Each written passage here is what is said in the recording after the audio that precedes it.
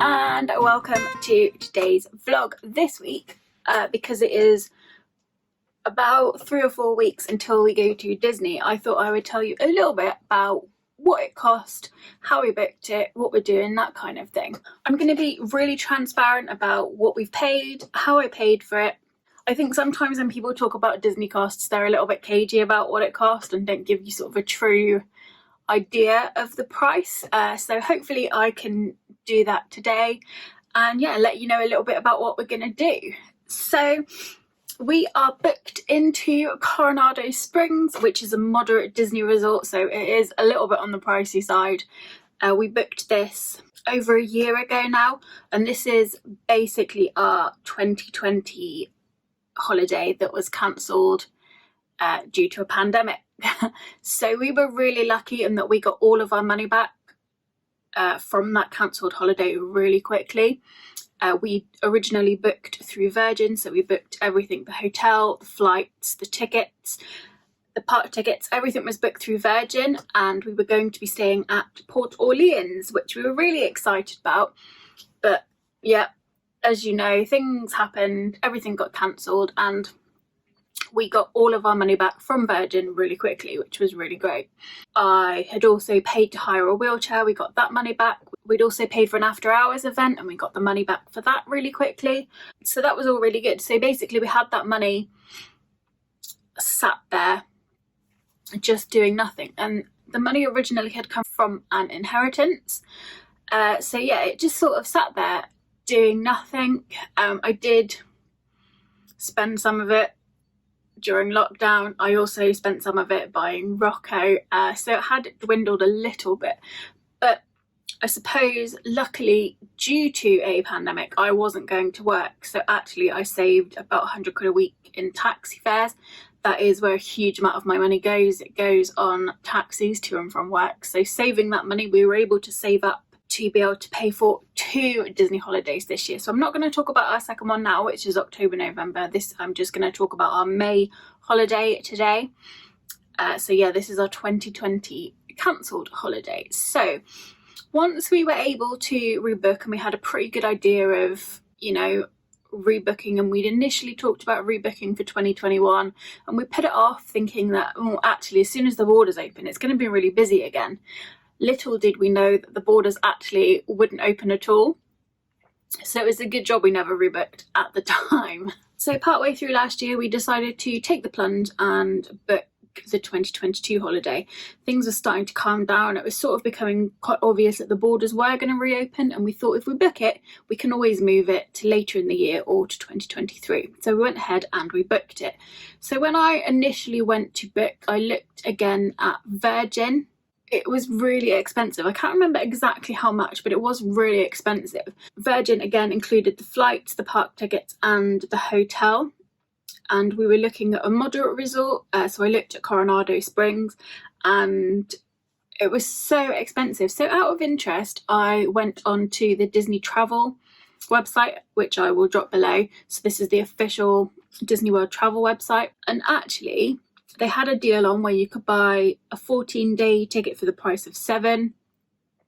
It included the memory maker, so the photo pass, and a few other things. It was sort of a free, no questions cancellation. And actually, it was a damn sight cheaper than the Virgin holiday. So I had a little bit of a look around, and because Neil and I have never sort of done this on our own before, when we went in 2019 my brother organised, researched and booked everything. This time we were booking it on our own, and I think for ease and less stress we wanted to book it all in one place. And I know there are cheaper ways out to do that, and some of the seasoned travellers will tell you that there are lots of really cheap ways to book. But we wanted to fly direct, we wanted it to be easy, we wanted everything all booked in one place so that if we had to cancel it, it was just one place to get all of our money back from. For us, at the time, booking it direct through Disney, whilst possibly more costly than some other places, was the best option for us at the time. So I'm really glad we did it that way.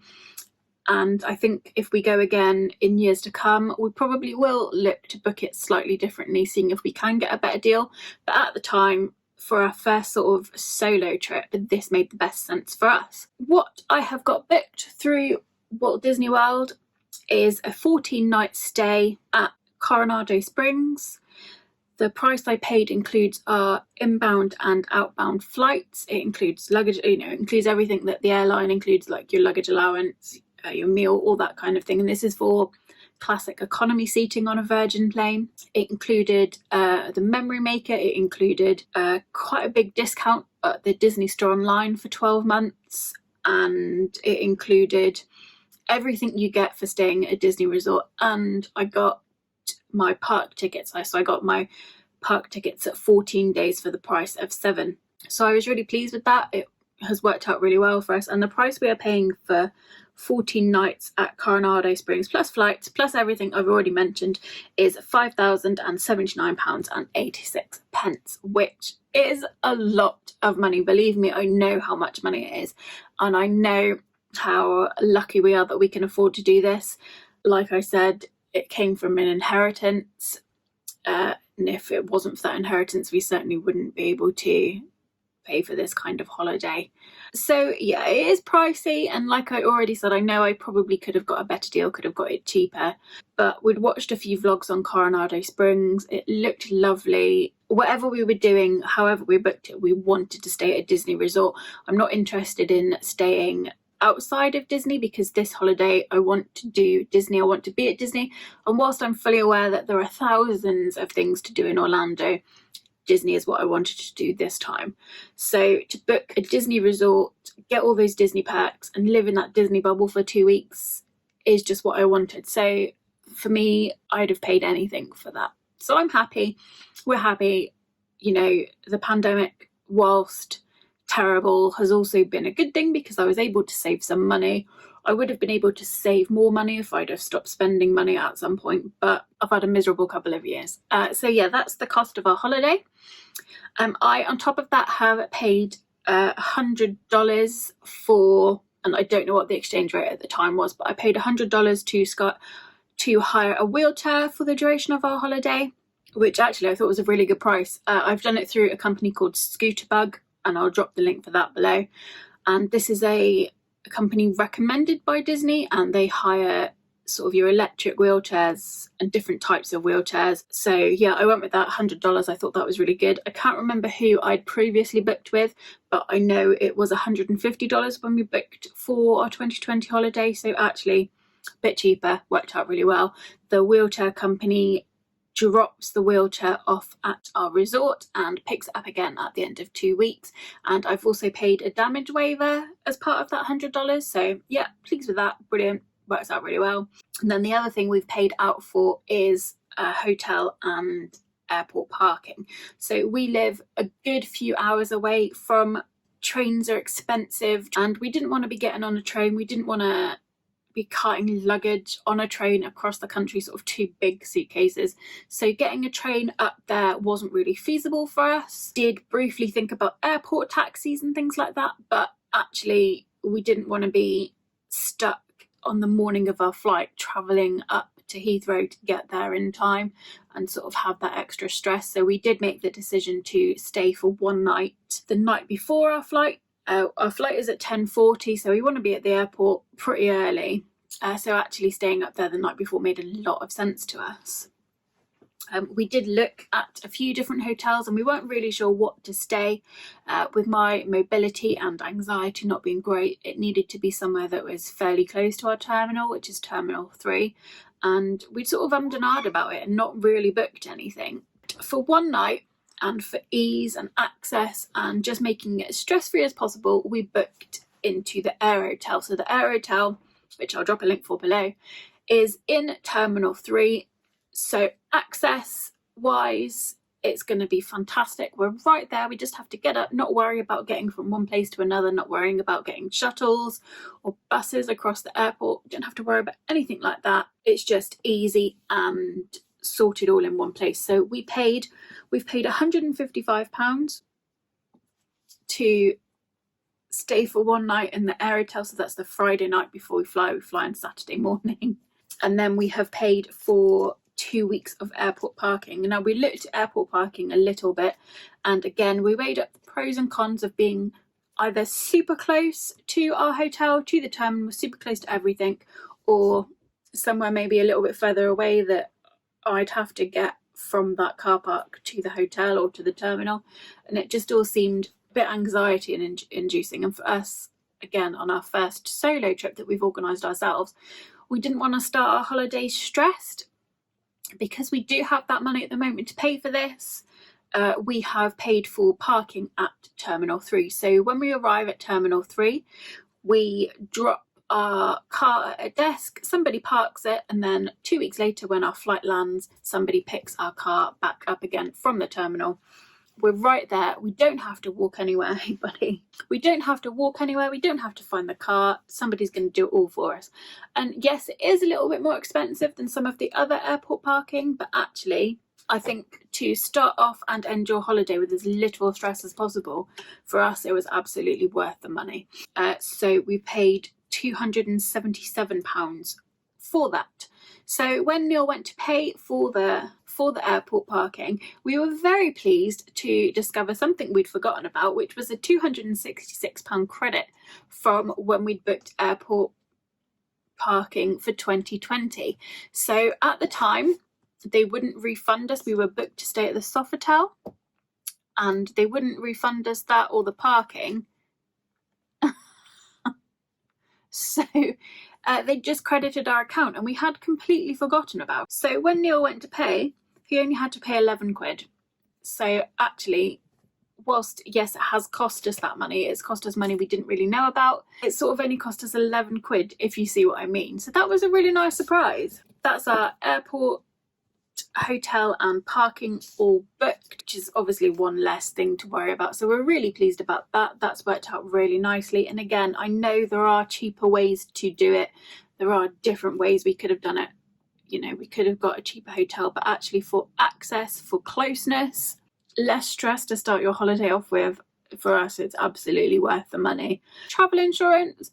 Now, Neil and I get travel insurance included in our banking, so we bank with NatWest, and our joint account gives us perks. One of those perks is travel insurance. So because Neil is nice and normal and healthy, he hasn't had to pay anything extra for travel insurance, but because I have a lot of disability and illness, I have paid extra for my travel insurance. So I've paid £88, which covers me for 12 months. Brilliant, job done. If you're with NatWest, I would highly recommend their travel insurance. Really pleased with that. So that's the other expense we have paid out for. We also paid for our visas, our ESTAs. We did the ESTA, whatever, I'll link it below. And that visa has covered us for 2 years. We did that a good few months ago. And I've noticed recently that a lot of people don't seem to book it until like 2 weeks before they go. And I think when things could go absolutely wrong with a visa, why would you leave it that late? What's wrong with you? It lasts for 2 years. Do it in advance. Don't book the holiday until you've done the visa. Honestly, you people live dangerously. So anyway, that is done as well. We're really excited. We're flying out for the first 2 weeks of May. I'm going to spend my birthday in the Magic Kingdom, and I am so excited. We haven't got anything planned as such, but we've got lots of things we want to do, and basically I get to spend as much time as I want in Disney. We are going to step off property a few times. We're going to head to City Walk for a look round, and when we go back in October, we're going to go to Universal. We're not doing that this time, but we're going to do that in October. And either this time or in October, we're going to head out to Busch Gardens, so Neil can go on the roller coasters. And I think this trip, we're going to head to the Sea Life. I keep calling it Sea Life. This trip, we're going to head to SeaWorld, so Neil can go on the roller coasters there. We're going to head to Icon Park at some point. I am 50-50 about going on the Starflyer. Neil was initially going to go on some of the other rides there, but after recent events I am not letting him go on some of the rides there, but we do want to have a go on the Starflyer. I really want to go to the Sea Life Centre at Icon Park. I'm tempted, depending on what else we're doing and costs, I am quite tempted to go on the Orlando wheel thing. I don't know what it's called, but my brother got married on it in 2019, so I would quite like to go back on the wheel. So yeah, a few things planned other than being at Disney. I think we're going to try and get to one of the Disney water parks. We're going to obviously go to all of the different Disney parks. We're going to head to Disney Springs, I'm sure. Well, we're definitely going to go to Disney Springs. We're just really excited to see some of the resorts we've got. We're going to go for breakfast at some of the other resorts. We're going to have drinks at some of the other resorts. Just really have a good look around and just really immerse ourselves in Disney. I'm excited to be staying at Coronado. We haven't really made many dining reservations. We're just sort of going to decide how we feel. We have made 3 dining reservations. So we have a reservation at Steakhouse 71. We also have a reservation at the Contemporary. So hopefully after dinner we're going to watch the Magic Kingdom fireworks from the balcony. So that's really exciting. And then the other place we have booked to go is the Boathouse, because we went to the Boathouse in 2019 and it was one of the best. My cat is stealing my earrings. Yeah, so we both really loved the Boathouse in 2019, so we're booked to go back, which is very exciting. We want to try the Polite Pig. I want to go to the Creperie in Epcot. We're both very excited about the food stalls at the Flower and Garden Festival. So yeah. So that's our holiday. That's some of the things we've got planned. I will be doing vlogs. I obviously, because I'm not mental, I'm not going to be editing and uploading while we're out there. Nobody watches my channel anyway, so why would I go to the effort? But obviously I will be doing some sort of a travel day because we have booked airport assistance, because as you know I am disabled and it's not that easy for me to get around, so we have booked airport assistance. So I'll be talking you through what that was like in a vlog. I've got some other vlogs planned sort of to tell you about the gluten-free food options out there and what it's like to be disabled in the parks, how we get around, how you get on some of the rides. There's going to be lots coming up, which I'm really excited about. I will be sharing pictures and stories on my Instagram, so don't forget to follow me over on Instagram and Twitter. The links are below, because I will be sharing some of the highlights of my trip whilst we're out there. The only thing left for us to do now is to book our fit to fly tests. We're going to do that in the next week. We were sort of holding out to see if there was some sort of travel announcement, and we'd held on to sort of a vain hope that we wouldn't have to test prior to our holiday, but it is what it is. So we're going to be booking that next week. We're hoping to book video virtual ones just to make it a little bit easier, so I'll be doing that this week. I'm so excited, I really am. So yeah, I just wanted to pop on and tell you a little bit about our holiday and the costs, and like I said, I wanted to keep it transparent. We are really fortunate to be able to afford to do it the way we've done it, and I know a lot of people can't. Yeah, that is our holiday. If you've got any questions, drop them below. I'm not an expert, I'm not a Disney expert, obviously. I love Disney, but I'm no expert in traveling or booking holidays or going to Disney. I've only been once. I don't know how much help I'll be, but I do love talking to people, so drop me a comment below. If there's anything you'd like me to cover in the vlog, sort of disability or food wise, or just anything really, let me know below. Like I said, I would love to hear from you. So as always, thank you for watching, and I'll be back soon with another video.